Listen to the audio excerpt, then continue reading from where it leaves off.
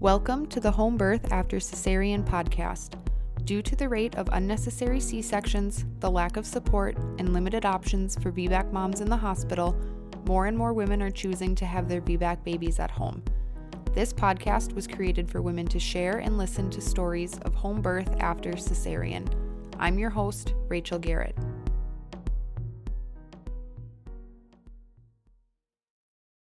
Today we're chatting with Reba, and she is going to share birth stories with us. So, Reba, do you just want to start us off with an introduction? Sure. So my name is Reba. I was born and raised in Nashville, Tennessee. I've lived here my whole life. I have 5 kiddos. 4 are birth kiddos, and 1 is a bonus from a relationship. I guess we'll call it that. It's complicated, but he still counts. Let's see here. We've got a dog and 2 cats. Previously, we've had a hedgehog. He passed not too long ago, so we still count him. That's kind of a fun pet, too. You don't hear that one very often. Oh, yeah. He's definitely a fun one. We miss him so much. His name was Edgar Allan Polk. Oh, that's so cute. We're very quirky with our animal names. Our dog is a basset hound. His name is Jethro. And then our 2 cats are Samson. He's my fat one. And then Persephone with 3 R's. It's a very important detail. That is. Oh, that's awesome. But yeah, we're a busy group. We are always on the go between soccer and hockey and gymnastics and now Girl Scouts. I recently decided to step up and volunteer as a troop leader for my daughter's Girl Scout troop. First year, never done it before in my life. And I'm like, what the heck did I just sign up for? But here we are. Yeah, you are busy. Goodness. We stay busy. I don't work much anymore. I am a certified doula. I have a medical background working in hospital as a CNA, but had to stop when my daughter was born just because I couldn't work 12-hour shifts with baby at home. It just didn't work, especially with nursing. I've nursed all of my kiddos, as we'll get into later, but it was really important for me. So I gave up my job for my kiddos, and now I'm just a mom, and that's a full-time job and times 3. Yes, in it itself. is. I guess I can start with my first. Yeah, go right ahead. My first is Aiden. His birthday is actually today. He just turned 11.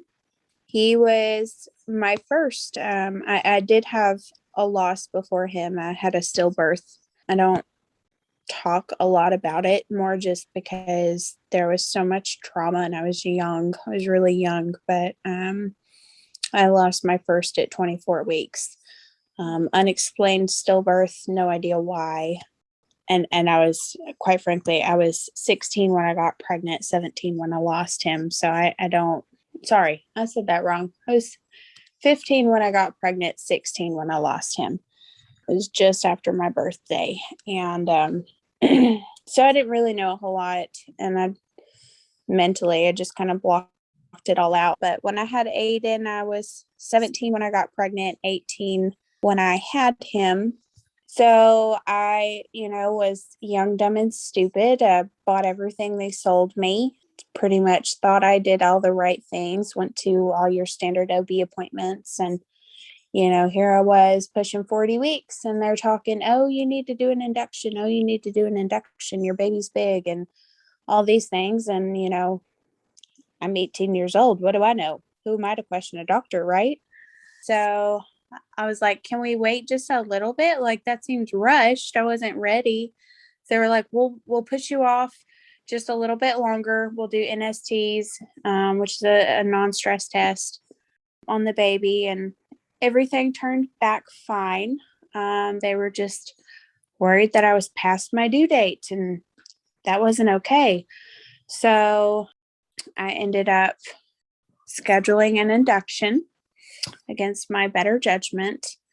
And I was actually going back on my Facebook memories couple of days ago and was actually looking at how I changed my induction date like 8 different times. And one point I was like, oh, well, it was because so-and-so had to work and couldn't be there. And like just reading that now and knowing what I know now, I just cringed at that. Like, why would you schedule an induction around somebody else's life? Like, that's awful. But Well, and I think that can speak to the necessity of inductions at times oh too. yeah, Like if you're able to reschedule it based on something that in the grand scheme of things maybe doesn't really matter, it definitely doesn't affect the baby, like if so and so is exactly. working, the baby doesn't know or care or whatever. So I just wanted to jump in and say like that definitely Absolutely. points to how hospitals can push these inductions and say, well, you Yes. need to be induced. Your chances of X, Y, and Z go way up and yada, yada, yada. But in reality, is that actually the case? Exactly. Exactly. So we went ahead and scheduled his induction. They started I can't even remember everything they did. I know they did cytotech. They ended up doing pitocin. They did a Foley bulb, and I spent 28 hours with an induction and couldn't get me past a 5. All I learned from that was you can't make a baby come that's not ready to come. But, after so long of going through all the hoops of a very long induction, I ended up getting the epidural because they told me, oh, you can't handle this. You're going to need the break. You have to have it. And so, got the epidural, which didn't take. And they redid it. It was just getting to the point where at 28 hours, they were like, we can't do this anymore. And all of a sudden his heart rate started dropping. So, that was when the whole team came in and they started, I remember them turning me from side to side, trying to keep his heart rate up. And total side note, but we actually recorded a show. It was for TLC called Baby's First Day. For anyone who's heard of it, they ended up not airing my episode because I was too young and didn't meet the company's parameters that they wanted for viewers. Oh, That's what they told me. interesting. They're like, this isn't Teen Mom. And I was like, okay. But like, it was so crazy because, I remember like, I don't remember a whole lot because it was so traumatic. I think a big part of me just kind of shut it all out. But also because I was so drugged, I don't remember a lot of it. I remember looking back at the video that they showed me of it and being like, oh my gosh, now I remember that. But like, it was so calm for a while and just long and a lot of sleeping. And then all of a sudden it was cameras in the room and everybody was like freaking out and, oh, your baby's, not doing well. We need to take him. We need to go and get him out with a cesarean. And so of course I didn't know any better. And so I was like, okay. And ended up going in and I remember shaking. I was so scared. And now I also know it's a big part of birth. But they don't tell you that. They tell you, oh, it's the nerves, it's the fear. And it's like this huge perpetuating fear cycle that they start. And it just snowballs, you know what I mean? And I remember being back there and then running the circle blade across my stomach to see if I was numb enough yet to start cutting. And I was shaking so bad. My husband at the time was not with me yet. He was still gowning up and they were miking him up for the show. And so it took him longer to get back in the OR with me. And like I asked somebody to hold my hand and they gave me a water bottle to hold on to. I kid you not. Oh my Like gosh. it was so traumatic. Like I could still feel them checking for feeling. And I kept telling them, I was like, no, you cannot cut me. Like I can feel that. And they were like, we don't have time. So he tried to cut me. And if you look closely on my incision, you can actually see where they started my incision. And I remember screaming and I don't remember anything else after that. And apparently that's when they put me under general anesthesia. and got him out. I don't remember any of it. I don't remember holding my baby for the first time. I don't remember seeing him. I really don't remember any of it. And, those first few days in the hospital were all a blur. I remember the first time that I held him and feeling so scared that I was going to drop him because I was just that weak. Who wants that to be their first memory of holding their baby and their first memory of motherhood? Those are crucial, crucial, crucial moments in a mom's life. And I will never be able to get those back, and that's something I've struggled with for a very long time. Well, I just want to Yeah, thank you for sharing all of that too. And absolutely. just touching on what you were saying about you feel like maybe your mind just kind of blocked things out. It's been interesting the last couple interviews that I've done. I've heard that same thing from multiple people now. And that's something Yeah, that I experienced myself too with my son's birth. I feel like I have the memories through the pictures and videos that we have, but I can't remember anything like exactly. firsthand. So if I didn't Exactly. have those pictures and videos, I would have had no idea what was going on or like a timeline or anything like that. So it's just really interesting that you said that too. It's crazy how that happens, but it's definitely a trauma response that we really have no control over. But it wasn't really until I got home from the hospital and I remember it was my first like really conscious moment.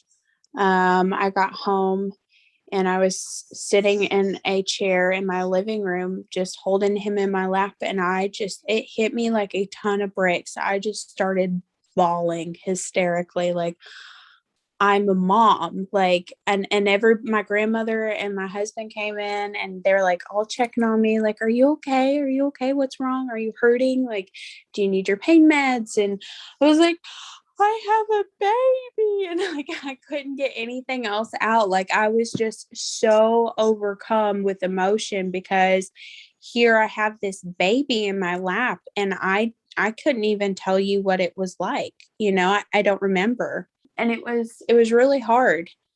I ended up, because I guess I was so young, the hospital paired me up with a social work program called Nurses for Newborns. And my nurse, she came out to the house. At first it was every other day or so, and then every couple weeks, and just gradually over time it was distanced out. But I had a nurse named Chris, and she was an absolute lifesaver. I bonded with her so much. She had also, her son died of SIDS shortly after birth. So I think we bonded over that with my first pregnancy. Just the loss and the grief. Like, she was the first person that ever really understood what that was like, because I'd never been around other people who had experienced loss to that magnitude. So it wasn't until after I, really got to talk with her and start working through my emotions that I decided, like, he was about 6 months old. And I just decided, I was like, I want to know more. Like, I want to know how I got to this point, because birth shouldn't be like this. It just shouldn't be. I knew that this wasn't normal. There was something that had to have, something that led to it. And so that was right around when Business of Being Born was first put on Netflix. And she had told me about it. She's like, you need to watch this documentary. She's like, I just watched it. It was really good. And I'm totally a nerd when it comes to documentaries and stuff. And so I watched it and I was just like, oh my gosh, like, that's what happened to me. Like, I had no clue. That I thought I was the only one. You hear this story about failed inductions and it's you're the problem, and that's just how it went for you. But then you watch it and you realize that everybody is going through this. It's not just you, it's a flaw in the system, and it's awful. And that's when I was like, I cannot do this. I will never do this again. And I knew that whenever I had another baby, it was going to be different. And so that's when I started learning everything I could get my hands on about birth. I wanted to make it right, not just for me, but for my babies. So then my third pregnancy, that ended up in a ectopic. I ended up losing a tube and an ovary at 13 weeks. Wow. More trauma. Yeah, I was just gonna say that's so much to go through too.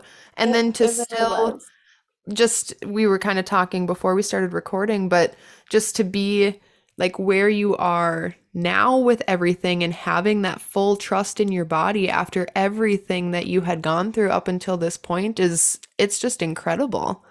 Exactly.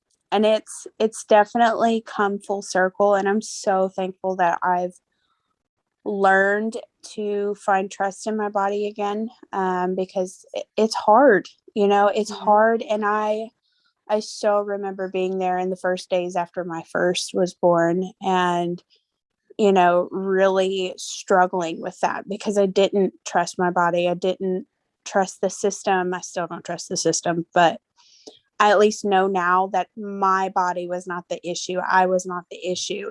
It's the system. There is a flawed system, and so many people don't realize it. But my second baby, fourth pregnancy, pregnancy was great. It was what I'd call quote unquote normal. No issues there.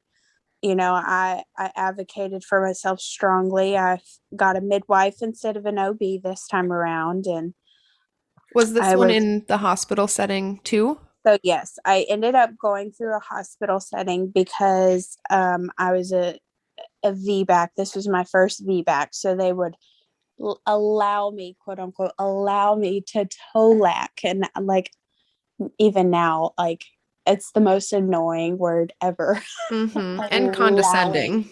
Yes, exactly. Like, it just grinds my gears. But, when I went to find my midwife, I thought I was doing it right. I knew not to trust them, but I had already made up my mind that I was going to wait until the last minute possible to go into the hospital, because my best chances of having a successful VBAC would be to labor at home as long as possible and not be in the hospital where they could manipulate the situation. I wanted to make sure I was more than far enough along to be stopped or hindered at all in that process. So, it went the same way as Aiden's birth did at first.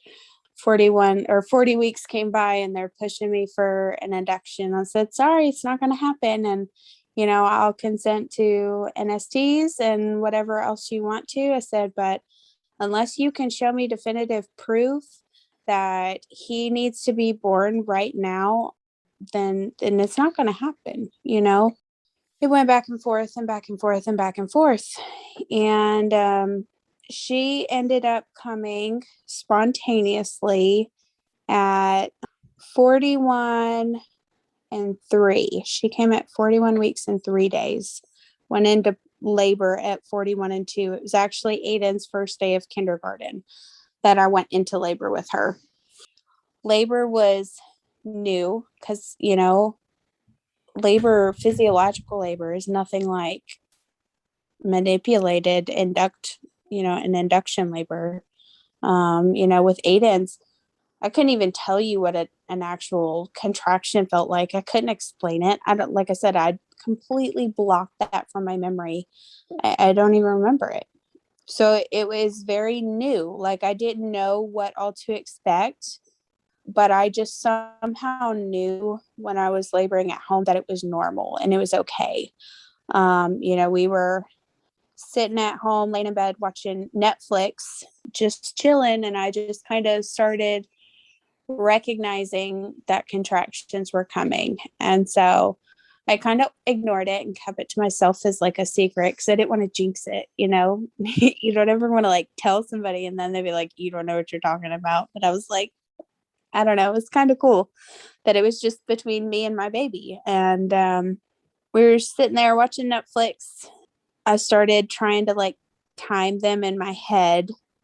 And like I remember I kept touching the mouse to see where the time was on the show. So I could try and time it. They were about 7 minutes apart or so. By the time the show was over, I was finally like, I think I'm in labor. And I was so excited. I ended up going outside and walking around outside. I don't know if I mentioned it, but I had gotten divorced from my son's father and was with someone else, but we were living with his family at the time. And so, of course, they didn't know at all what to expect with birth. This was their first encounter, first grandchild, and it was just they were new to it. They didn't know how to hold space for me. So I tried to labor as far away from them as possible. I just did a lot of laps in the yard just to be out in nature. Don't know why I chose to do that. It just felt right. And I'm really sorry. You're going to have a fun time editing out the baby sucking. That's okay. Baby sounds are very welcome. But, labor started about 7:30 that night. And I ended up having a friend. She was an old childhood friend, like I said, we were living with his family and didn't have a whole lot of money. I wasn't working at the time. I had stopped working at that point. So I didn't have the money to hire a doula. But there was a friend of mine that I grew up with a long time ago. Our brothers were in Cub Scouts together. And I knew she was a birth nerd like me. She actually was, I'd asked her one day, I just got brave. And I was like, I know this is kind of weird, and I know I haven't talked to you in years, but would you be interested in, supporting me when I give birth? I need somebody who knows that birth is normal and isn't scared of it. And she had actually she just found out she was pregnant. And so that's how I knew. I'd asked her like maybe a week before I ended up going into labor. So it was past my due date at that point. But I needed somebody on my side, So I called her. She lived about an hour away. And she ended up coming over. And she was tired, so she took a nap. And I went and got in the bathtub and labored in the bathtub for a while. And again, it was just this overwhelming sense of peace and knowing that my body was doing what it needed to do. It wasn't interfered by anyone else's emotions or anything like that. I could control my surroundings enough.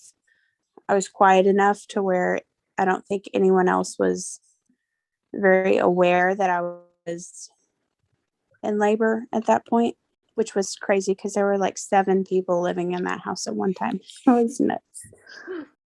But of course, morning came and they were all woke up to the sound of me having full on active labor contractions. I was outside in a sports bra and very, very not so much. They were booty shorts. I was going to try and use a better word for them, but that's what they were. Let's just call them what they were. Exactly. I was outside on a birth ball in the middle of nowhere, just moaning away. And they're all like, what in the world is going on? And like, for people like me, knowing what I know, that's totally normal. That's totally cool. But people who don't know anything about birth were like, what's going on? She needs to go to the hospital. Like, she's in labor. Like, it was just like all of a sudden 0 to 100, they were freaking out. And They actually tried to call an ambulance for me. And I was like, no, I'm not going to hospital. And I was like, I'm not ready. I was like, my water hasn't broken. My vitals are fine. I tried to use the medical knowledge that I had from working in the hospital to my advantage, and was like, look, my vitals are fine. Baby's fine. Heart rate's fine. There's no reason for me to be in hospital. This is normal. But alas, nobody cared.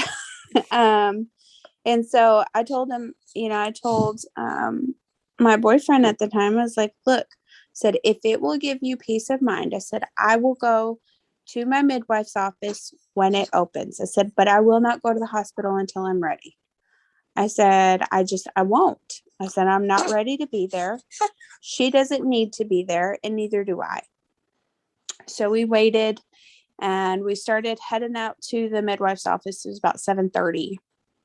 I will just note, so for people who don't know, like, your mental state when you're in labor, it has a huge impact, so much more of an impact than anybody will recognize, especially in a hospital. But if you're in a mental state where you can't focus on just being and surrendering to your body's natural process, you will not be able to, like, it doesn't work, And like my contractions, I was probably nearing transition before everybody woke up.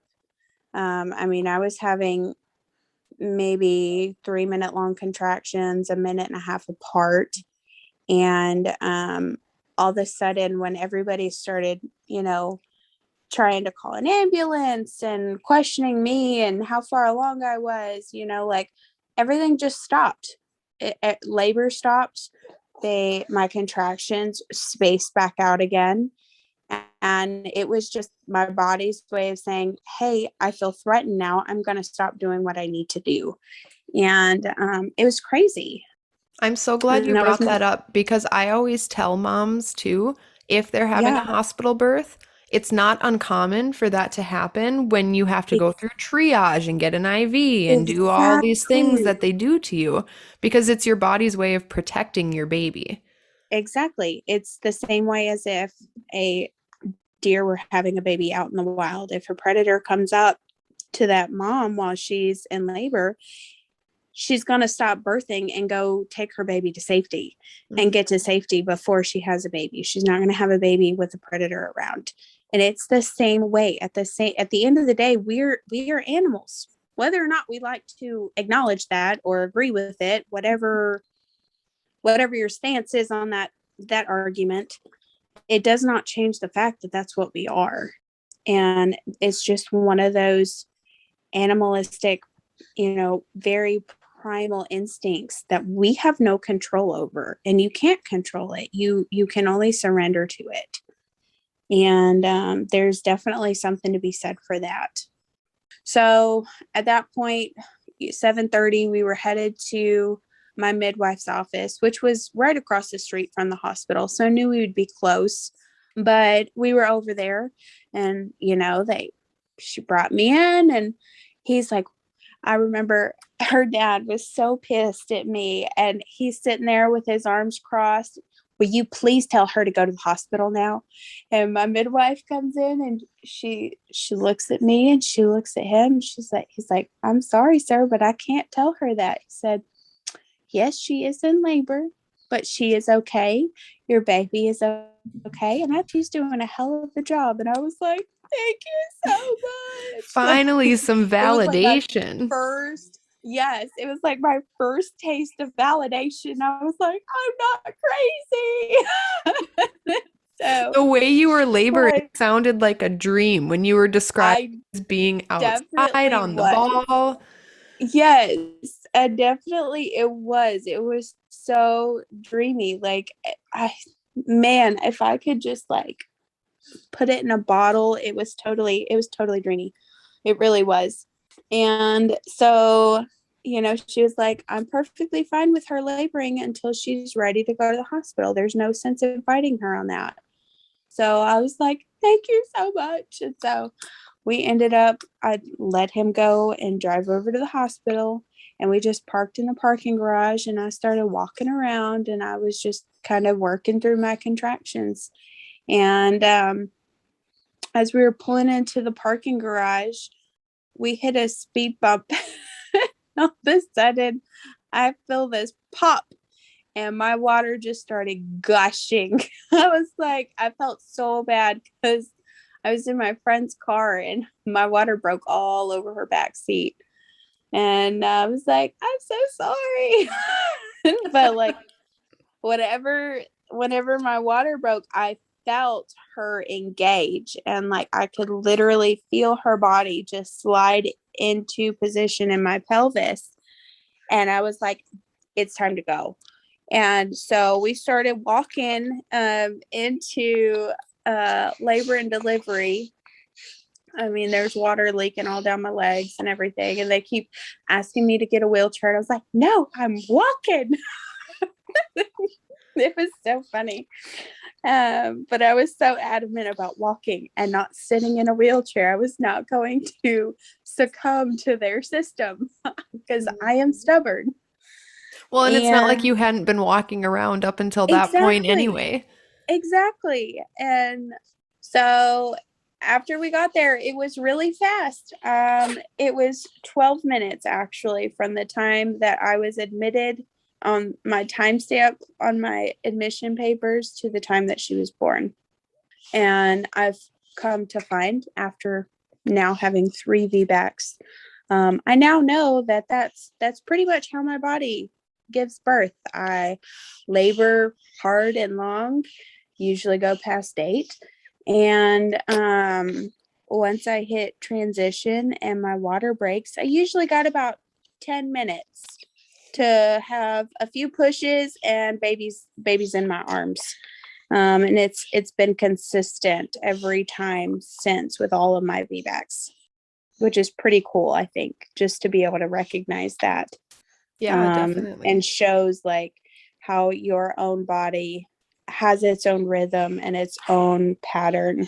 I think it's really cool. So how did the hospital staff react to baby coming so quickly after being admitted? So, well, when we were there, like I remember they brought me in, they hadn't even gotten an IV started, but they were like, oh, well, you're a VBAC. You're a VBAC, so anesthesia has to come and talk to you in case we have to have another cesarean. And I was like, okay, whatever. They can come and talk to me, but I'm not going to listen to a damn word they have to say. So I remember I've actually got a picture of Aiden, my oldest, when I was in labor. He was, I was sitting on the bed on all fours, naked, completely naked. And I was on my hands and knees laboring, and the anesthesiologist is in the background. If you look at it, I mean, Aiden is in focus, so you can't even see me unless you look in the background, but I'm sitting there laboring on the hospital bed. But I remember the anesthesiologist talking, and I'm just completely paying attention to my contractions, completely tuning him out. And at one point he stopped and he's like, are you even listening to me? I said, nope, you're just here because your hospital policy says you have to be here. It doesn't say anything about me having to listen to you. I said, I'm a little busy right now. Good for you. Like I was crowning at that point. And I've always been able to kind of be aware of my surroundings. You know, it's a very primal, primitive state where you are aware, like you are so in tune to what's going on inside, but you've also got to be aware of what's going on around you outside. And I think that's something like, I don't know, a lot of people talk about not being aware. Like that's a stage that you learn about in labor, not being aware of what's around you. And you know, that's normally when the clothes come off, and you know what I mean. For somebody who knows about birth and has studied it, that is something they tell you about, to be on the lookout for progression and stuff. But it's something I've always been personally. It almost seems like I'm more hyper aware of what's going on around me. And I don't know if that's a trauma response or what, because it would make sense if it is. But, the anesthesiologist was like, fine, I'll save my breath pretty much. And had me sign a paper and walked out. That was when she started crowning. It took about 2 contractions to get her head out completely. And then I don't know. And I know I'm going to totally sound terrible and cringy, but I was I started to panic because her head was out. And I was like, am I suffocating her? Can she breathe? So I just remember trying to push, and I didn't have a contraction. I just needed to push her out. I didn't want to hurt her.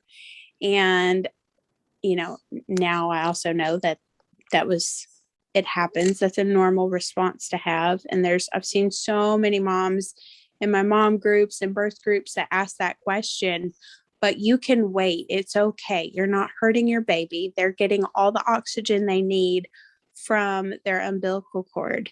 So take the time and wait for a contraction. There's no reason to force your body to push when you don't have the urge to push. And, I remember after her head was out, I was just freaking out. I was asking the hospital staff, what do I do? What do I do? Her head's out. And everybody said, Reba, you know what to do. Just stop and listen to your body. Listen to your body and have your baby. And I just, in that moment, I did what I thought I needed to do, but I wasn't really listening to my body. And so I just pushed, and she came out in 3 pushes after that. And it was just instantaneous relief. I did tear. It was a 1st-degree tear. It wasn't very, very major, but as so happens when you push, when you don't have contractions and when you don't listen to your body. We have body reactions for a reason. But I just remember this overwhelming sense of relief, and that I did it. I did it, and she was here, and she was safe, and I thought that I was safe. And that's when things kind of turned with her birth. That's when they were like, okay, well, is it okay if we start an IV and give you Pitocin now? And I was so just on cloud 9 with this precious little girl that I just gave birth to vaginally, did not have to have them cut me open because my body is not a lemon. Then I was like, okay, sure, do whatever you want to do. She's here. The rest of it doesn't matter. And it definitely does matter. They did Pitocin. They did traction on my umbilical cord. And I was I wasn't even paying attention to them. I didn't even know that was something I needed to look out for. But because of active management protocols, told them that my placenta has to be out within 30 minutes. They unnecessarily pulled my placenta out before it had detached from my uterine wall, which ultimately led to a postpartum hemorrhage. I did not know this at the time. She was pushing on my stomach and pulling out my placenta. And I remember her telling me, oh, well, you might pass a pretty large blood clot later, is what she said. And I'm thinking here, that's weird. How would she know that? But okay, whatever. And just kind of passed it off. I had this baby that I was so focused on, I didn't even care at the time. And because up until that point, I had always just focused on what I could do to ensure my chances of having a successful VBAC. I didn't focus on anything else after.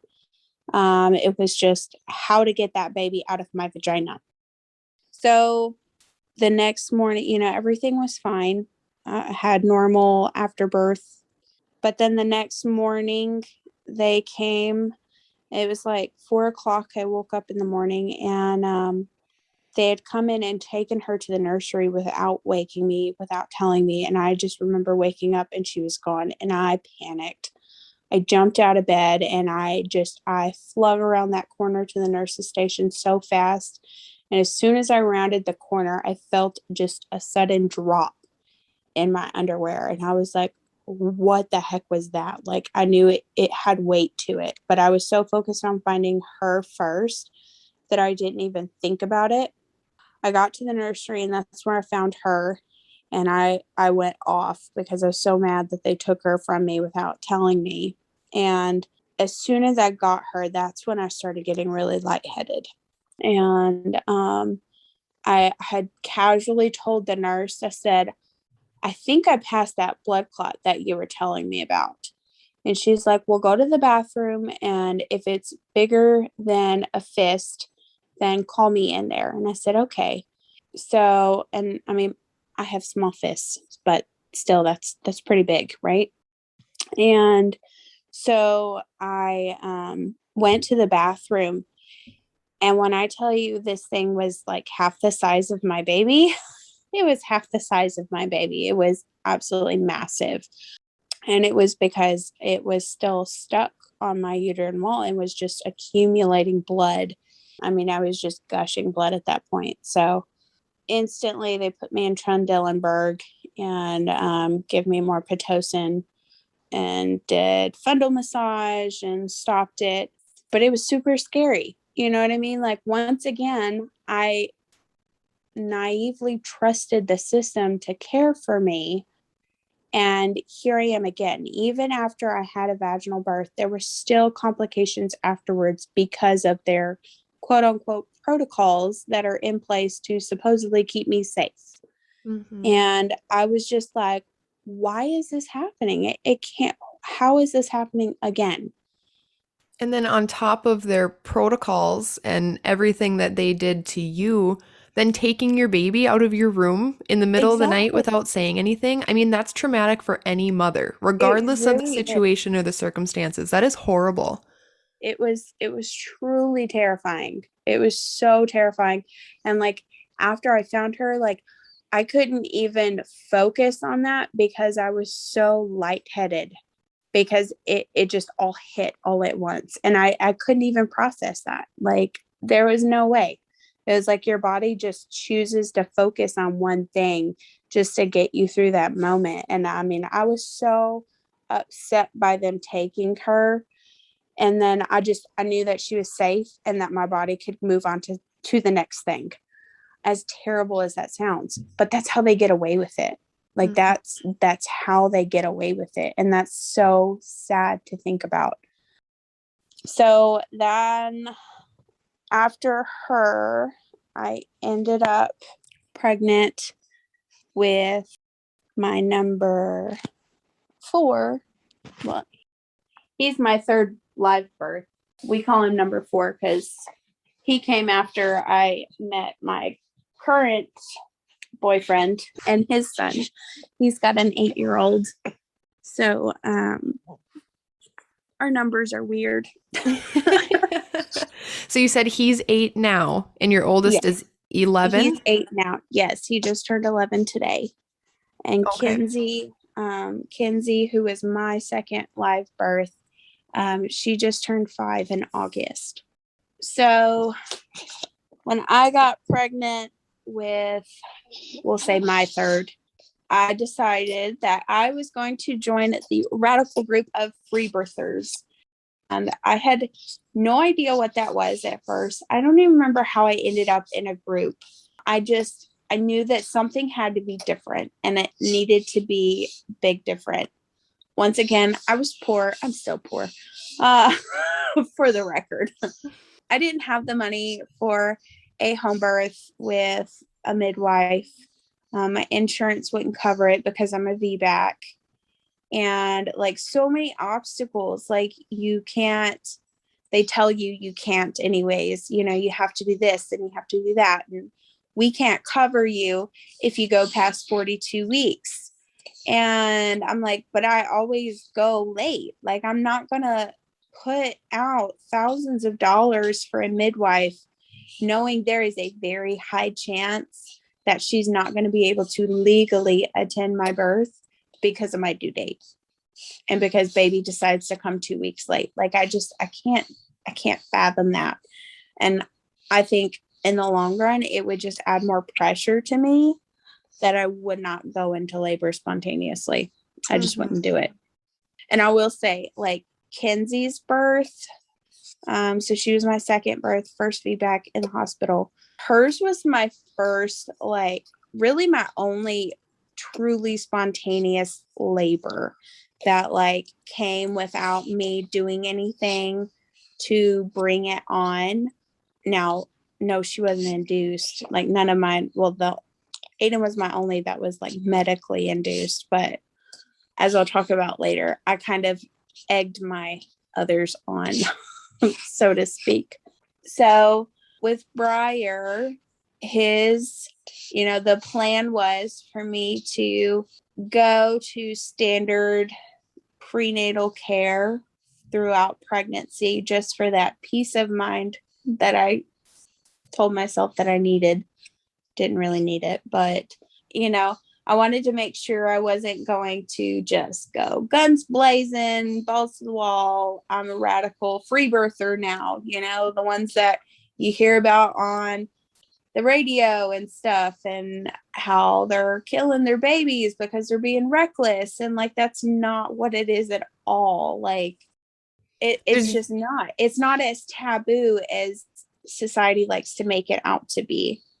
Well, and there's usually way more intention behind choosing that route than there is just going along with the mainstream narrative of going to your OB and doing all the appointments and just doing everything that they tell you to do.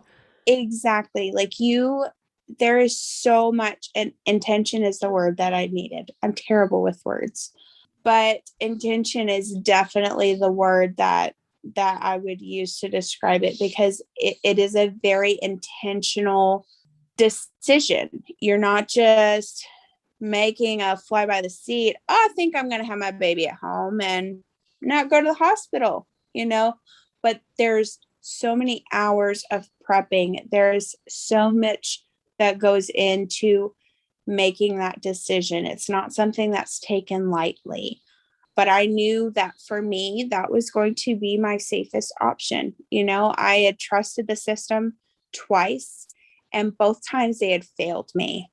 And I refused to do it again. I couldn't do it. And so I did all of my routine prenatal care that was covered by my insurance, because that's what society tells you have to do.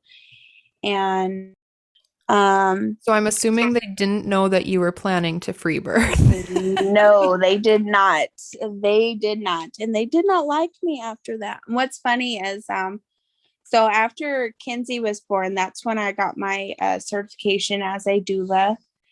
What's even funnier now is, now that I know everything that I know, I don't even keep up that quote unquote certification, because I don't feel that I need it to do what I love to do, which is be there and witness birth and help hold space in whatever way a mom needs me to.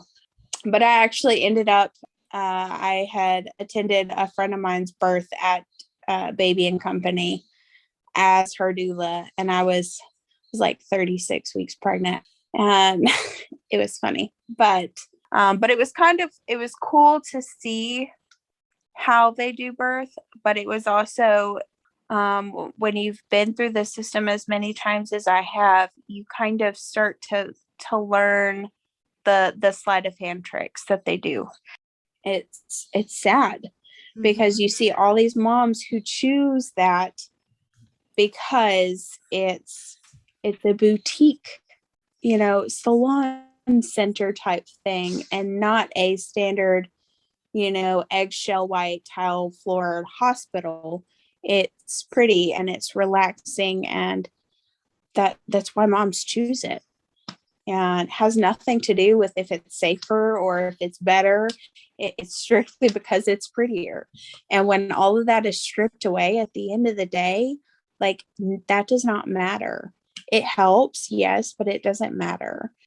And you would much rather know what you're getting into before it comes to that point. But so anyways, I got my prenatal care through them. ended up having excessive fluid with him. So they were pushing me about that. And I did enough research to feel comfortable with it. I knew my risks. I knew the risks of premature rupture, and they were monitoring me closely every other day. I was going in for NSTs and BPPs, which are biophysical profile tests. Every time it was the same thing. He was fine. There was no, indication that he was in distress. It was strictly that I had too much fluid in my sac. And a big part of that was probably because I was eating so much ice because I was anemic. Well, and people, Naturally. they don't tell you that either, that your No, fluid they levels don't. can be affected by if you're By how much you drink. dehydrated or overhydrated. Right. Exactly. And I'm like, okay, that doesn't surprise me at all. Like, literally, I would go to Chick-fil-A, and I know this sounds terrible, judge me, but I would go to Chick-fil-A every single day and eat an entire 2-pound bag of ice every day. It was not surprising that I had excessive fluid. It wasn't surprising to me. And I was like, okay. But I never really took anything of it. I just took it with a grain of salt. I learned about what the possible side effects of that could be. And I was okay with that. I took that initiative to learn what could potentially be and what I would need to do in those circumstances. But that was okay. That was a liability that I was willing to live with. Because really and truly, I mean, it's just perceptive. And, it was something I was willing to quote unquote risk. And so much, just with you mentioning the word liability, so much policy is built around not your liability, but the hospital's liability. Because if they have it documented that you have excess fluid and then something happens that could be could draw back to having that excess fluid, my goodness, I cannot talk, that's on them. So a lot of times when you're talking about risks and why providers push for certain things when they see these different markers, it's to protect their butts, not necessarily to protect you or your baby. Exactly. So that was that, like they kept pushing me because of my excess fluid. Oh, well, you need to have an induction. I said, I'm not having an induction. I know what my risks are.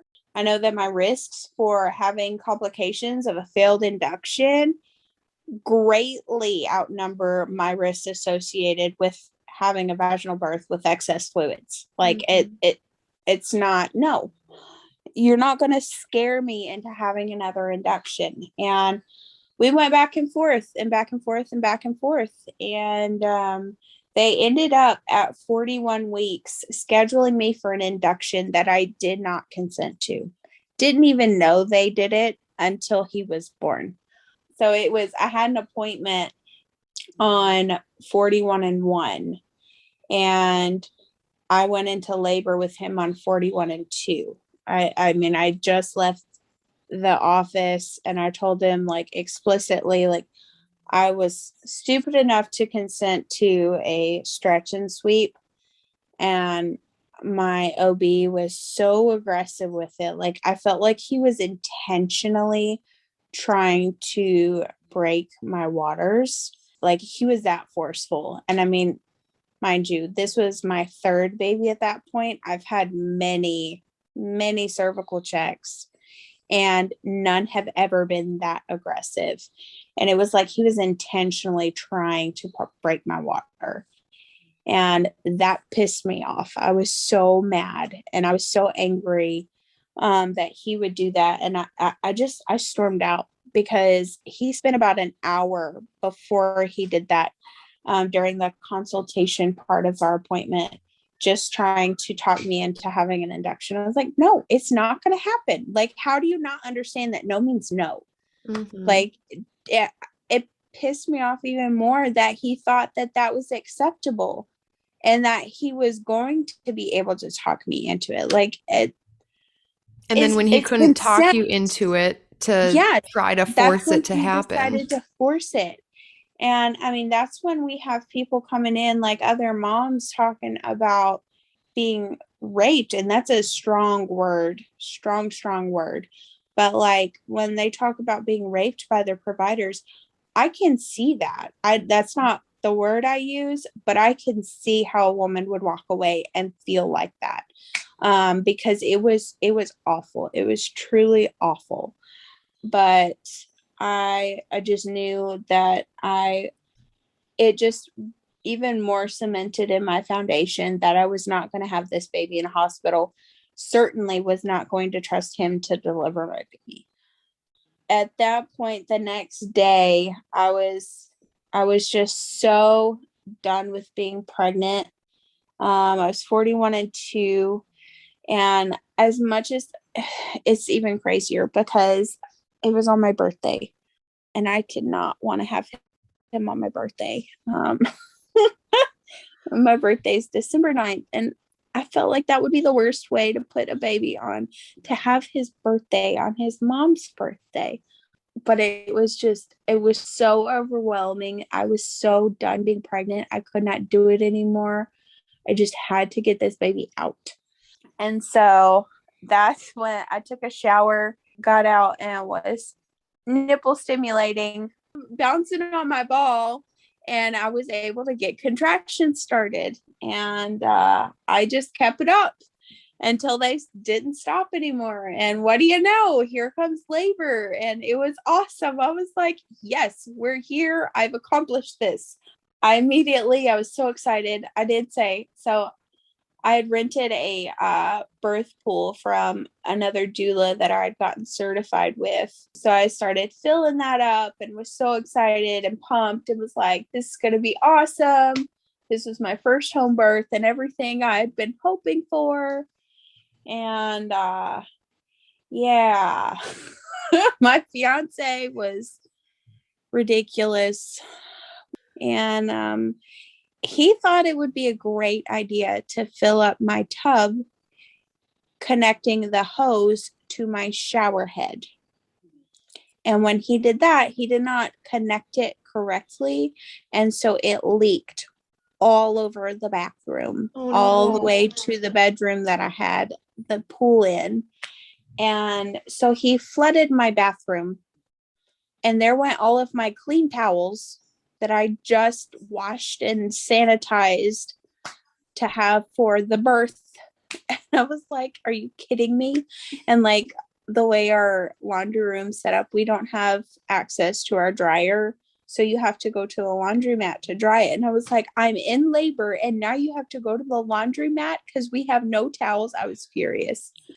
And so a friend of ours ended up having his mom bring me towels. I guess she had just gotten married and got like a new set for her wedding. So she brought me a bunch of old towels. So that was awesome. It was a lot to try and figure out, like the first time, like hiccups of doing something new, but like it was cool. It was great. It's all part of the story. Exactly. And like I ended up, so there was a girl, I'm totally for teaching new people who want to learn about birth. Like somebody's got to do it. You know what I mean? And nobody's going to do it if you don't give somebody a chance. And so there was a girl that had posted in one of my local birth groups who was not yet certified as a doula, but was looking for a certifying birth. And so I told her, I said, hey, I don't know if it's something you're comfortable with. I am planning to have an unassisted birth at home, but if you're comfortable with it, you're welcome to be my doula. And I was like, really? It's not hard. I just need somebody to do counter pressure and hold space. That's all I need. So she was down for it. Only her phone was on silent. Rookie mistake. And so like when I called her at like 11 o'clock saying, hey, I'm in labor, her phone was off. And so that caused a little bit of panic. And I was like, she's not here. So in my head, I'm thinking, I'm going to be stuck with this idiot that just flooded my bathroom and ruined my towels. And that's all I have. And like, now I know better. I didn't need anybody. I could do it myself if I wanted to, but it was just so funny. Like, it's funny looking back that that's how I was rationalizing things. And like, I remember my son, he woke up, he was so excited because this was his second birth that he had seen. And he was so excited to be a part of it and making me soup and tea when I was in labor. And he ended up making like a fresh cup of like a whole fresh pot of sweet tea. And he spilled the entire gallon of sweet tea all in the kitchen on the floor. Bless his heart. And it was just the cute little things that you like, it all just snowballed, you know. It wasn't bad, it was just funny because that's how my life is. It tends to be a cluster, but I still went with it, you know, and I was still able to labor. And you know, I lost sight of my breath and I wasn't as focused as I should have been, because I was so focused on outside forces. But I still did okay. You know, I was managing a lot of counter pressure, I ended up asking, because my doula had her phone off, I ended up asking a friend of mine, the girl I had mentioned that I went to her baby's birth. I ended up asking her to come to mine.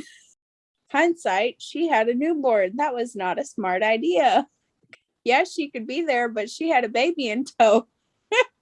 So that distracted a little bit, but you know, she helped. She at least knew, you know, what I did for her. And so she kind of mirrored that back towards me a little bit, all with a newborn there already. It was really confusing for some people. When my doula finally showed up that morning, she legit said, "Is that her baby?" And I'm like, "No, I'm still in labor." Like, it was so funny. But this all sounds like such a It good really was, learning though. experience It was a too. very good learning experience. And it was so cool, though. I don't know. It was different, but it was fun. At the end of the day, like, he came and same as Kenzie, you know, I labored until I hit transition. My water broke. And then he immediately started crowning. And 3 contractions later, he was out. Like, I had ended up, because of all the commotion going on, I ended up going and laboring in my kitchen for a while. And so I kind of forgot about my birth tub. So the water got cold and I wasn't able to have him in the water like I wanted to. He came on the bed. Like, let me tell you, when my water broke, because I had the excess fluid with him, it was a lot of water. I mean, I just remember like paying attention to that. Like, it was so strong and so forceful. Like, I legit thought I had him. Like, I thought he shot out so hard in one fell swoop, because it was just so much pressure that was released at once. But no, baby was still in. I could just feel him drop. And like I said, 3 pushes later and he was out. Completely normal, beautiful birth. And I did it. You know, I did everything everyone told me was absolutely crazy and just completely unheard of. And I mean, yeah, I'm crazy, but I'm not that weird, I guess. I'm a normal person. My kids go to public school. We eat Chick-fil-A and fast food, you know. I don't like vegetables. Uh, I'm weird, but I'm not that weird. And birth is a normal thing. Yeah, like, I don't know. It's something that people expect, like this crazy, like super radical, you know, she's got a bunker in her household type thing and lives on a hippy dippy farm. And nope, definitely not me. So how long was But labor then from beginning to labor end? for him was about 18 hours. So it was about 2 hours shorter than Kenzie's was. Each birth has kind of been about 2 hours shorter, which it probably wouldn't have been had I not had all the first time speed bumps along the way with the bathroom flooding and this tea being spilled all over the kitchen and my doula not answering, those were all things that contributed to my body kind of slowing down the process. But the only like hiccup, if you want to call it a hiccup, was that my placenta decided to take forever to come. It was 6.5 hours later, which is not very commonly talked about. Apparently it's normal. I don't know. Everybody, like, I'd always heard that you would feel an urge to push the placenta out, and I didn't. And so I didn't want to push and cause unnecessary trauma. I think that was also part of me being hypersensitive to it because of having my postpartum hemorrhage with Kinsey. And so it was very much just leave it alone and let it do its thing. Don't look at it. Don't talk to it. Just let it come when it's ready. And it could have been your body. It could have been your body being protective too, like exactly. Remembering what happened last time. I definitely think that was a big part of it. And so I ended up I posted in one of my unassisted birth groups, and I was like, I don't know, that group was so transformative for me. Like I met some really good people through that group. And there was a midwife in the group. She's not your typical, hospital midwife. She's a travel midwife. She travels around the world. She's really cool, but she had ended up commenting on my post, and she was like, it's totally normal. She was like, you're fine. And, she told me I could do a couple things. You can cough into your fist or squat.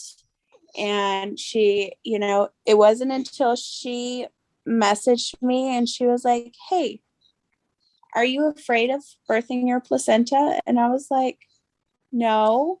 But when she asked me that, like the first thing that popped into my head was, yeah, I kind of am, like this was something that I had quote unquote issues with last time, that I thought maybe it was once again my body doing something wrong, but it really wasn't my body at all. It was all psychological.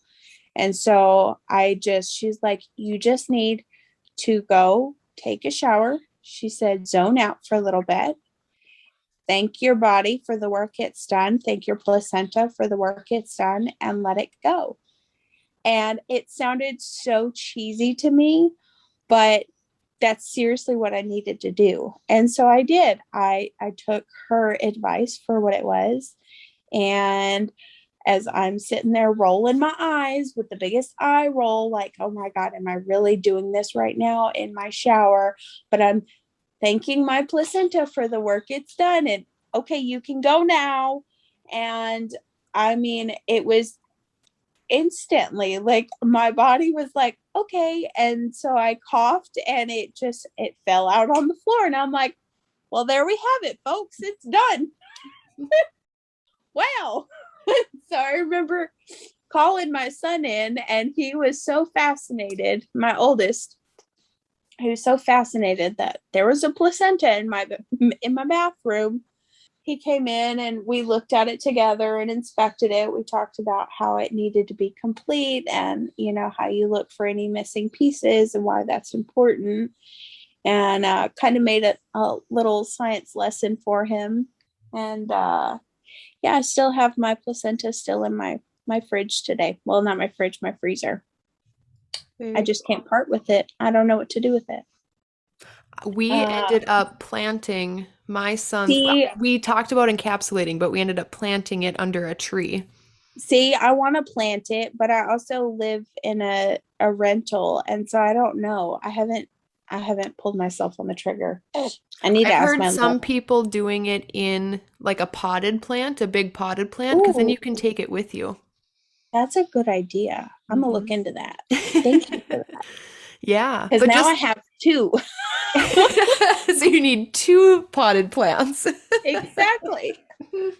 So, yeah, his birth was awesome. It was my first free birth, and just totally like, I'm a total badass, and like my body knows what it's doing. I don't need a doctor or a nurse or anybody to tell me how to birth my babies. My body knows how to do it itself. And it was so, so cool. I was convinced that I was done. Only, yeah, my body apparently had other plans. I was on an IUD. It apparently migrated up into my fallopian, where my missing fallopian tube was. And I just happened to ovulate out of the other side and got pregnant. So ended up with my fourth live baby. And how long after this was how long after did you get They're pregnant? 17 months apart. So what is that? Yeah, right? I don't know. Do the math. Common Core math, man. But yeah, so I was about 8 months pregnant, and I was nursing too, mind you. All of my babies have been breastfed. Probably should have said that somewhere. So, and I'm still nursing my number 3. But so yeah, when my last pregnancy, when I found out that I was pregnant, I was like, we're just gonna go totally off the hook.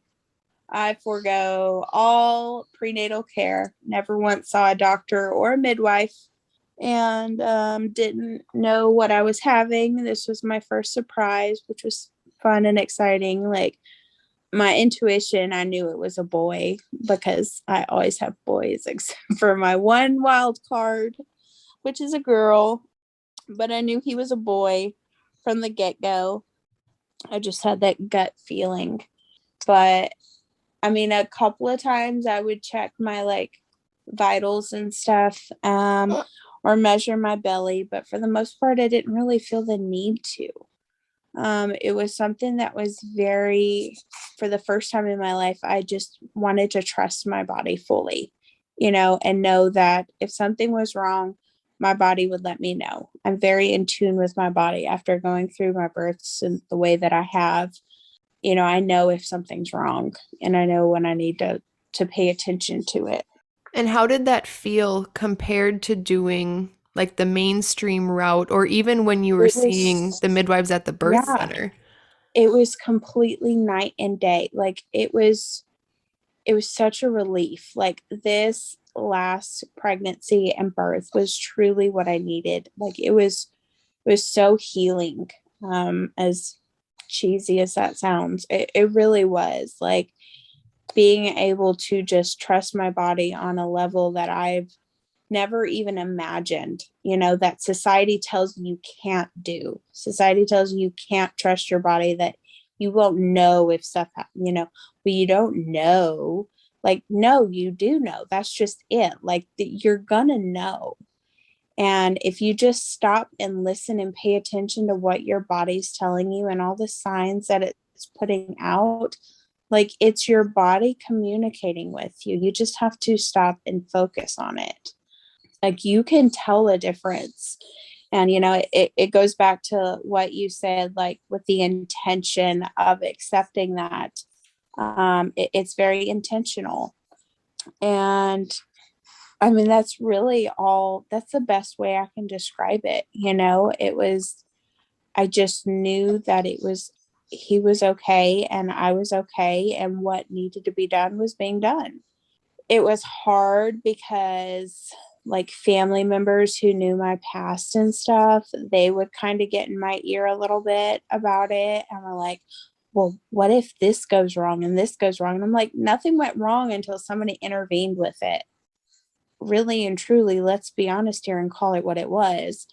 I didn't have issues with Aiden because something went extremely wrong. There was no pre-existing conditions. There was no diabetes or preeclampsia. It was the system just can't keep their hands out of my body.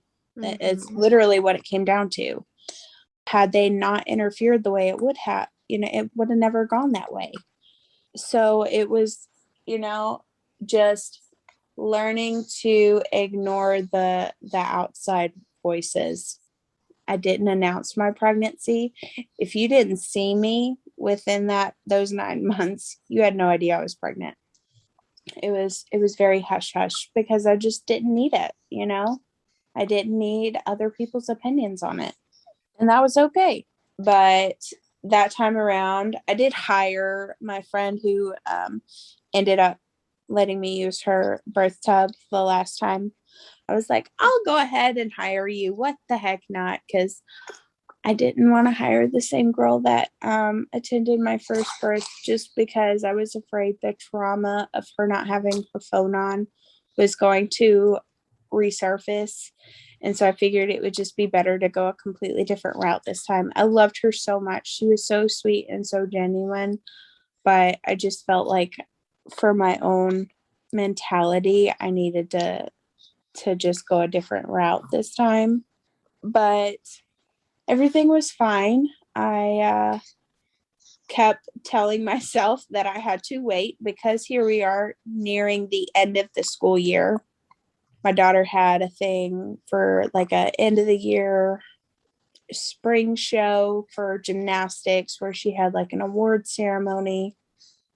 My son had a hockey tournament. My daughter graduated pre-K. And then my son had an awards show for school. And I was like, I cannot miss any of these things. Like, I have to be there. And so I was very adamant that this baby could not come until school let out. And that put me at 42 weeks on the dot. That morning, I got a message from like his teacher. And the way she like worded it, I can't even remember what she said, but like the way she worded it was like she wouldn't see us later in the day. And so I was like, messaged her and I was like, hey, what about the award ceremony? And she said, oh, we decided to just pass those out yesterday because of COVID, which my son was at his dad's house. So I didn't know that they sent him home the day before. I was like, okay, let's get this ball moving. So I like sounds sorry, I'm not prudish at all, but I went and masturbated and orgasmed and started contractions and kept them up with nipple stimulation. Once they started, like I found that rhythm, I was able to keep labor going until contractions started going. So then I was like, all right, let's finish cleaning the house. We got to hurry. So we were cleaning the house because I'm a neat freak. Then I was like, oh, we should probably go to the store and get last minute stuff, groceries and stuff. And so I was like, we got to go by the laundromat first though. So here I am, my short list of clean the house has now turned into go to the laundromat. Oh, but we can't go to the laundromat without going to Chick-fil-A to get ice. So we got to go to Chick-fil-A to get ice, go back to the laundromat, pick up clothes. Then we got to go to the store and get groceries. Oh, but I wanted a snack. So we had to go and get me a sandwich from one of my favorite cafes. And I'm like full on throes of labor and I'm enjoying it. I was so enthralled in it. Like it was truly a different experience. Like I knew what I was doing. I knew my plan because I knew what went wrong the last time and where we needed to avoid. We did not use the shower head. We used, get this, the washer and dryer hookups. Oh, who would have thought that would have been so much easier to fill up a birth pool? You learn something every time. Yes, you do. And it's so cool. But, I went to the store and after we went to the other places that we did first, and I remember like being in Publix and I was having contractions, and I mean they were good active labor contractions, and like I was having to stop and like really concentrate on my breath. I did like the last like 2 or 3 weeks of my pregnancy with him, I kind of just casually looked into hypnobirthing. Like I didn't really like want to devote a whole pregnancy to it, which I could totally see as being beneficial. I just, with as many kids as I do, I didn't have the ability to dedicate that much to that. But I did give it a good couple weeks, good couple solid weeks. And it was good. Like I learned a lot, and I really attribute like my ability to handle my contractions so much better because of that. I mean, everybody was looking at me like I was a crazy person. Like, why is this pregnant woman in labor in freaking Publix, shopping and doing all the things? Like, why? Why is she not screaming her head off? And I'm like, I'm fine. This is great. This is what I need. I need to be distracted. We were like, it took like an hour and a half to get through Publix because I had to stop to focus on contractions. But it was good. It was fun. And after that, I wanted to go get a snack. I was like, I need some food because here I was. I've always had like really long labors, I had 28 hours and then 20 hours and 18 hours. And so I'm like preparing for the long haul because I was managing. I was fine. I didn't need counter pressure or anything like that. I was talking to my doula. She did have a in-home daycare at the time. And so she's like, do I need to tell my parents to come get their kids, or can you wait until 3? And I'm like, I can wait till 3. That's not a problem at all. Like, yeah, you do your thing. Don't make accountabilities for like, don't change your plans for me. I'm fine. And I was like, by this rate, I'll be lucky if I have a baby by midnight. A friend of mine, she became a friend of mine. She was the school resource officer at my daughter's preschool. She decided she was going to come and stay with my kids while I was in labor for this one, just to try and help have somebody there for my kids. And I remember she was looking at cars, and she asked me, she was like, when she got out of school at 2:30, she messaged me, and she was like, I really hate to ask you this, but do I have time to go look at a car right now? I was like, yeah, you're fine. We're in the drive-through at Myers getting me a sandwich, and I'm cool. I was like, take your time. It's no rush. And we were leaving Myers. I remember like when I was in Myers, the drive-through, like contractions in the car are absolute hell. They're just awful. So I remember them being so strong. I was like, I cannot have another contraction in this car. So I opened the door, and I'm standing outside the door and leaning over my front seat to try and keep things, where I can move with my contractions. And not even 10 minutes later, I texted her and I was like, I lied. Don't listen to me. I need your help now.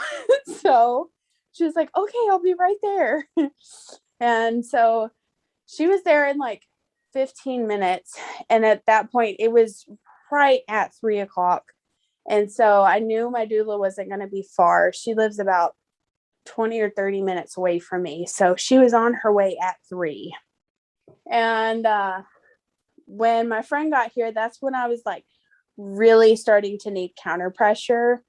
And so I was like, we need to get the birth tub filled up with water. I was like, or else I'm not going to be able to birth in water again. And so I'm sitting here trying to fill up my birth tub.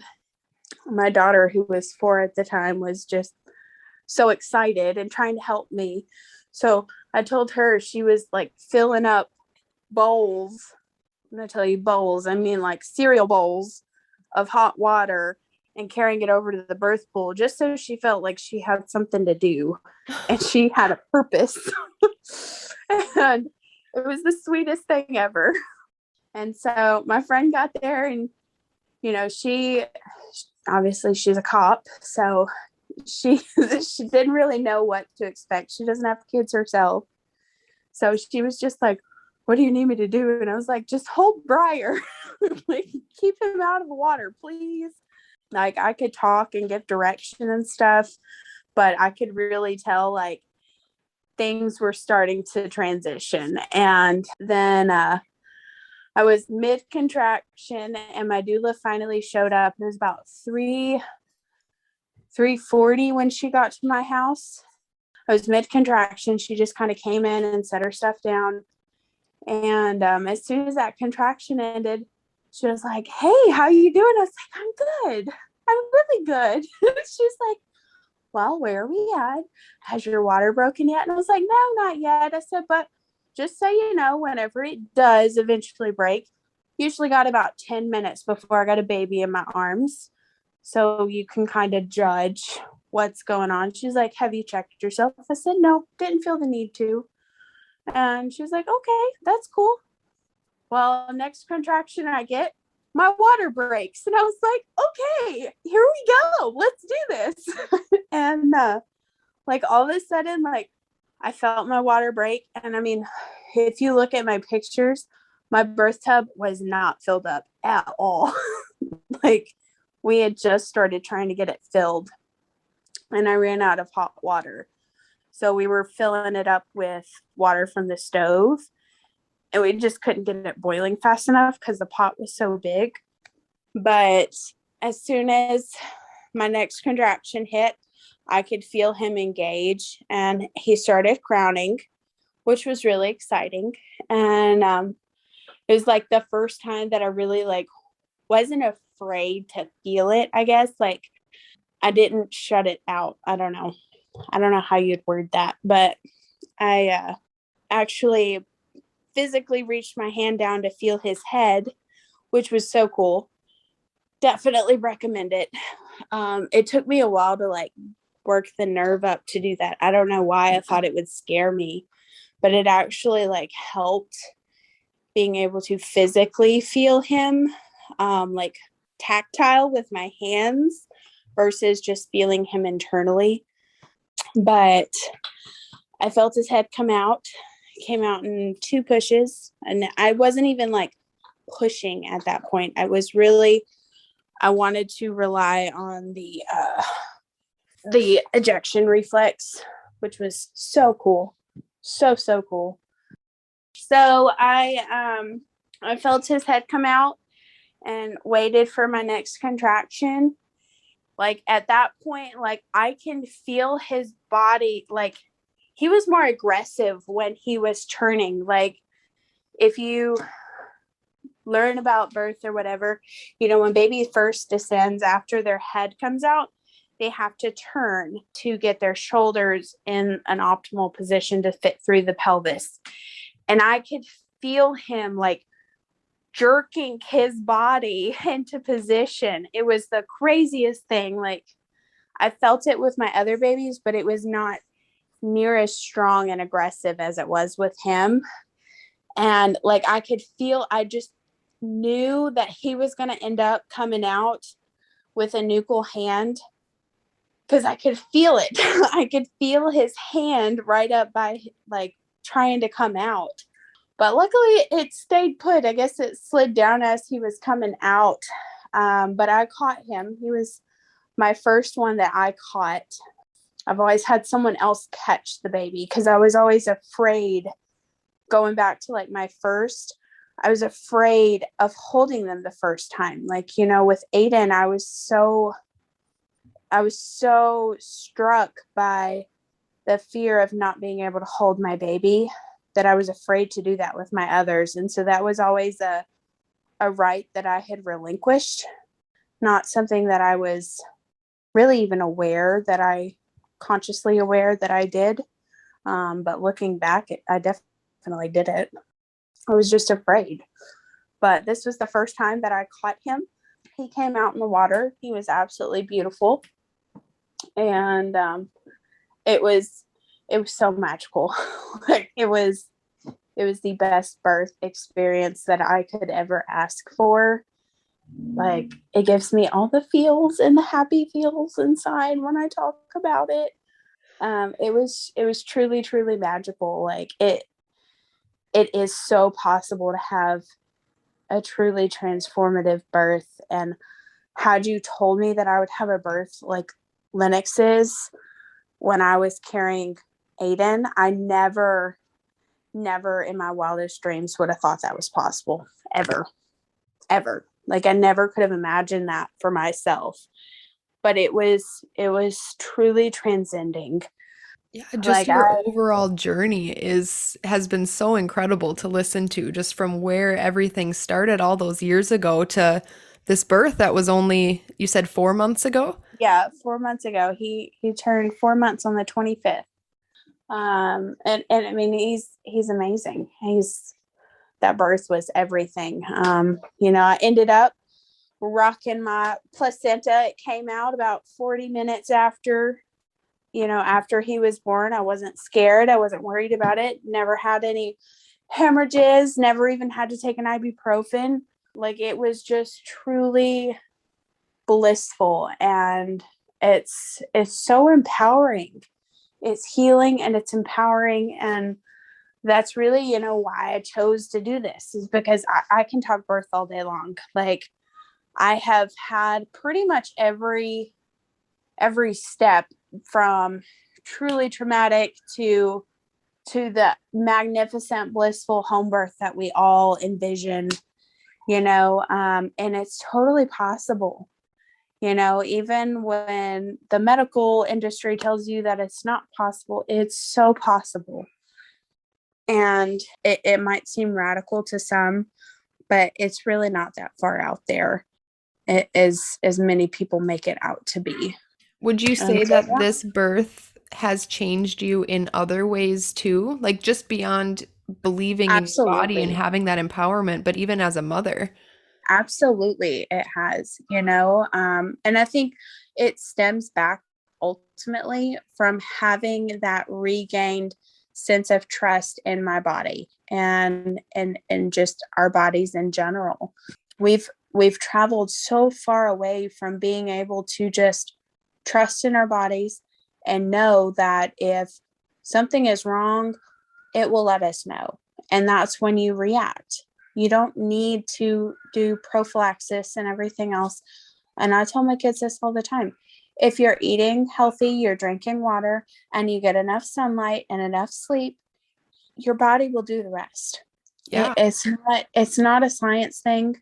You don't have to put you know, there's no sense for all of the extra that we try and complicate it with. If you're doing those things and you just listen to what your body tells you, then you'll be fine, you know? And so I've kind of taken that approach with everything. Yeah, we We just need to we get don't have out. to we don't have to overcomplicate everything. And I feel like in the 21st century, everything is complicated now. We have all these things and technologies and stuff, but it's really not necessary. Yeah, it's helpful in some aspects, but it also has its downsides too. And I think that's a big part of it, is we just become so dependent on having a system or a protocol or a person who's always a step above us, who's always telling us how to do things, that we don't know how to think for ourselves. So that's a big thing for me, is just teaching my kids to learn to be independent and free thinking and make their own decisions, because you don't need somebody to always tell you how to do something, especially when it's something like give birth. Right. Your body knows how to do that. We just need to get out of the way of our bodies and stop interfering and causing all of these extra problems that wouldn't be there in the first place. Absolutely. I couldn't have said it better myself. Is there anything that you would tell a mom who is currently weighing her options or just trying to decide what to do? Any words of advice or things that you have learned along the way that you haven't already mentioned? Find a village, and find one that doesn't think you're crazy. If somebody is constantly, like just inciting fear, then really acknowledge that. Is this a voice that I need to acknowledge, or is this one that I need to tune out? Because I feel like as new moms, like, you aren't told these things. Like, I had no idea at all. But if you can find the right village who can help steer you, like the one birth group that I joined, and yes, it is radical, but that being said, it also pushes these women to truly think for themselves and make the intentional thought of what to say without using medical words. And that's where I said that word is so key, because it truly changes everything. But finding a support that can help foster that for you is truly a big thing. Well, thank you so much just for being willing to share everything and walk us through the journey that you've been on. Absolutely. Well, thank you for having me. Thank you for listening to another episode of the Home Birth After Cesarean podcast. Make sure to subscribe, leave a rating, and follow us on Facebook and Instagram. If you're interested in sharing your home birth after cesarean story, send us an email at hbacpodcast@gmail.com. See you next week.